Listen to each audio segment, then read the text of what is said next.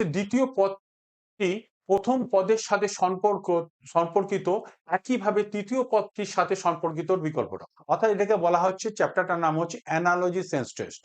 তোমাকে বলেছে মায়ানমারের বলেছে কিয়াত, আর পাকিস্তান তাহলে কি? কিয়াতটা কি? কিয়াতটা হচ্ছে একটা মুদ্রা। কিয়াতটা হচ্ছে একটা মুদ্রা। মায়ানমার হচ্ছে বার্মার রাজধানী হচ্ছে মায়ানমার। মায়ানমারের হচ্ছে কি বলেছে, মুদ্রার নাম হচ্ছে কিয়াত। মায়ানমারের মুদ্রার নাম বলেছে যে কিয়াত।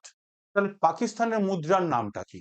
পাকিস্তানের মুদ্রা যেগুলো দেওয়া আছে সে সবকটার মধ্যে থেকে বার করতে হবে কোনটা পাকিস্তানের মুদ্রা। তাহলে রিয়াল, রিয়াল বলতে কি, রিয়েল আমরা বলা হয় রিয়েল মুদ্রা, অর্থাৎ খাঁটি বা সঠিক।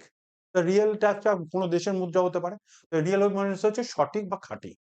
তারপর বলছে দিরহাম, দিরহাম কোথাকার মুদ্রা জানতে হবে। আর হচ্ছে রুপি কোথাকার, তাহলে পাকিস্তানের মুদ্রাটার নাম হচ্ছে রুপি, অ্যান্সারটা হবে রুপি।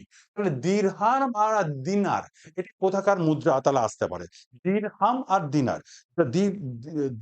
দিরহাম হচ্ছে আরব আমির শাহী, আরব আমির শাহীর হচ্ছে মুদ্রার নাম হচ্ছে দিরহাম, আরব আমির শাহীর মুদ্রার নাম হচ্ছে দিরহাম।